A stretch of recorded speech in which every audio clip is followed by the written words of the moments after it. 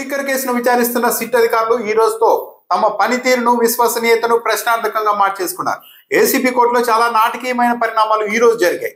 11 కోట్ల రూపాయలు సీజ్ చేశాం, ఈ డబ్బంతా రాజ్ కసిరెడ్డి అంటూ ఇంతకాలం సిట్ అధికారులు చెబుతూ వచ్చారు. అయితే నిన్న నిందితుల్ని కోర్టులో హాజరుపరిచిన సమయంలో రాజ్ కసిరెడ్డి ఆ 11 కోట్లు నావి కాదు, నాకు సంబంధమే లేదు, ఎవరో ప్లాన్ చేశారు, కుట్రపూరితంగా నాకు బెయిల్ రాకుండా అడ్డుకునేందుకు ఇదంతా సిట్ అధికారులు చేస్తున్నారని వాదించడంతో పాటు ఆ పట్టుబడిన 11 కోట్ల రూపాయల మీద ఉన్న ఆ నెంబర్లకు సంబంధించి నోట్ల మీద ఉన్న నెంబర్లన్నింటినీ రికార్డ్ చేయాలి, ఆర్బీఐ ద్వారా వెరిఫై చేయించాలి, ఈ నోట్లు ఎప్పుడు ముద్రించారు, ఎప్పుడు బయటకు వచ్చాయి, ఏ బ్యాంకు ద్వారా బయటకు వచ్చాయి అన్నదంతా తేల్చాలి, అప్పుడే ఈ డబ్బులు ఎక్కడివి ఎప్పుడు అనేది తేల్తాయి అని రాజ్ కసిరెడ్డి చెప్పారు. దాంతో నిన్న ఏసీబీ కోర్టు ఈ నోట్ల మీద ఉన్న నోట్లన్నింటినీ వీడియోగ్రఫీ చేయాల్సిందిగా ఆదేశించింది.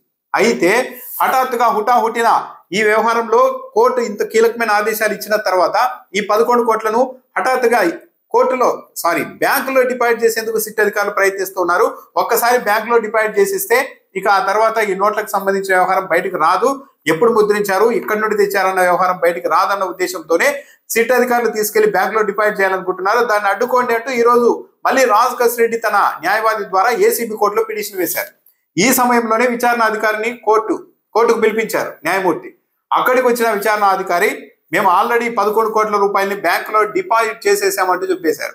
దాంతో రాజ్ కసిరెడ్డి తరఫున న్యాయవాదులు మరి మీరు బ్యాంకులో డిపాజిట్ చేసింటే ఎప్పుడు డిపాజిట్ చేశారు, ఎక్కడ చేశారు, ఏ బ్యాంకులో చేశారు అన్న దానికి సంబంధించి ఆ డిపాజిట్ రసీదును చూపించాల్సిందిగా విజ్ఞప్తి చేశారు. దాంతో సిట్ అధికారుల తరఫున న్యాయవాదులు వీళ్ళు మేము సోమవారం చూపిస్తామన్నారు. దానికి రాజ్ కసిరెడ్డి తరఫున న్యాయవాదులు అంగీకరించలేదు. కనీసం వాట్సాప్లోనైనా వెంటనే చూపించండి, మాకు అనుమానాలు ఉన్నాయి అని చెప్పినప్పుడు వస్తాం చూపిస్తాం అంటూ విచారణ అధికారి అక్కడి నుండి వెళ్ళిపోయారు. దాంతో ఈ వ్యవహారం గందరగోళంలో మారింది. వైఎస్ఆర్ కాంగ్రెస్ పార్టీ తరఫున న్యాయవాదులు కూడా దీన్ని గట్టిగా ప్రస్తావిస్తున్నారు. ఇది చాలా సీరియస్ అంశం, కావాలని ఇరికించడానికి డబ్బులు తీసుకెళ్లి ప్లాన్ చేశారు, కాబట్టి దీన్ని ఇంతటితో వదిలిపెట్టాం, హైకోర్టు వరకు వెళ్తాం, హైకోర్టులో అత్యవసరంగా పిటిషన్లు కూడా వేస్తామని మాది additional advocate general Ponnavolu Sudhakar Reddy కూడా చెప్తూ ఉన్నారు.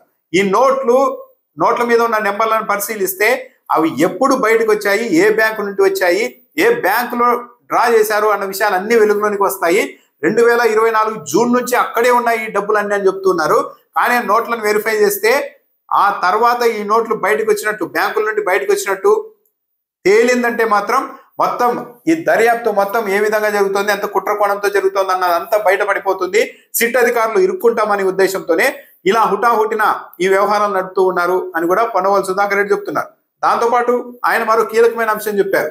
ఈ 11 కోట్ల రూపాయలని సీజ్ చేసింది తెలంగాణలో తీగల విజయేందర్ రెడ్డి అనే వ్యక్తి ఫామ్ హౌస్ లో, ఆయన తెలుగుదేశం పార్టీకి మనిషి అని కూడా పొన్నవోలు సుధాకర్ రెడ్డి చెప్తున్నారు. ఈ తీగల విజయేంద్రనాథ్ రెడ్డికి టీడీపీ నేత, గతంలో టీడీపీలో గట్టిగా పనిచేసిన తీగల కృష్ణారెడ్డి బాబాయ్ అవుతారు. ఇలా తెలుగుదేశం పార్టీ నేతలతో, తెలుగుదేశం పార్టీతో సంబంధాలున్న వ్యక్తికి సంబంధించిన పరిసరాల్లో ఈ డబ్బుల్ని పెట్టి కుట్రపూరితంగా ఇరికించే ప్రయత్నం చేస్తూ ఉన్నారు. దీన్ని మేము వదిలిపెట్టాం, నిజానికి మాకే కాదు కనీసం కోర్టుకైనా కూడా వీళ్ళు చెప్పాల్సి ఉంటుంది.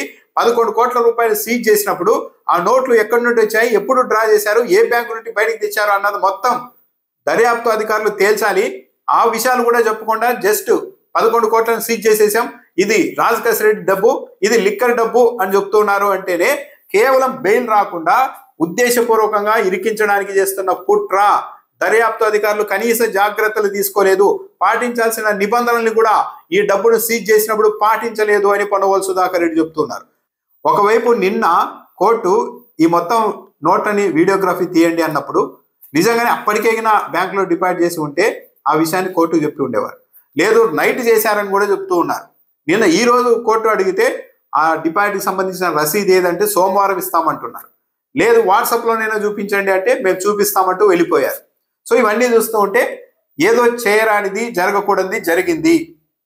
నిజంగానే మొత్తం 11 కోట్లు అక్కడికి వెళ్ళినప్పుడు అదంతా ఒక పద్ధతి ప్రకారం వీళ్ళు చెప్తున్నట్టు, సిట్ అధికారులు చెప్తూ ఉన్నట్టే అది 2024 జూన్లోనేది అయితే వీళ్ళ మధ్యలో ఎవరు ఇన్వాల్వ్ కాకుండా, ప్లాంట్ చేయకుండా, అక్కడ పెట్టకుండా ఏది ఇలాంటివన్నీ ఏది జరగకపోయి ఉంటే సిట్ అధికారులు ట్రాన్స్పరెంట్ గా మొత్తం ఇలా జరిగింది, ఈ నోట్లు అక్కడివి, కావాలంటే చూసుకోండి అని చెప్తూ ఉండేవాళ్ళు. కానీ అలాంటి ప్రోటోకాల్స్, నిబంధనలు ఏమీ పాటించకుండా జస్ట్ మేము సీజ్ చేసాం, ఇదిగో 11 కోట్లు మద్యం స్కామ్ లో డబ్బు అని చెప్పి ప్రచారానికి మాత్రమే పరిమితం అయ్యారు అని అంటుంటే ఇప్పుడు అనుమానాలు కలుగుతున్నాయి. ఈ అనుమానాలను అయితే ఇంకా సిట్ అధికారులు బ్యాంకులో నిజంగానే డిపాజిట్ చేసి ఉంటే ఇది సిట్ అధికారులకు సిట్ బృందానికి ఒక మచ్చలాగే ఉండే అవకాశం ఉంది. అనుమానాలు ఇలాగే శాశ్వతంగా మిగిలిపోయే అవకాశం ఉంది. 11 కోట్ల రూపాయలు సీజ్ చేసినప్పుడు అది ఎక్కడి నుండి డ్రా చేశారు, ఎప్పుడు డ్రా చేశారు, దాని మీద ఉన్న నెంబర్లు ఎప్పుడువి, ఆ నోట్లు ఎప్పుడు ముద్రించారు, ఇవన్నీ కూడా కనీస స్థాయిలో చెప్పకుండా సిట్ ముందుకెళ్తోంది అంటే దీని ఉద్దేశాలు ఏంటి అన్నది ఎవరికైనా అనుమానాలు కలుగుతాయి.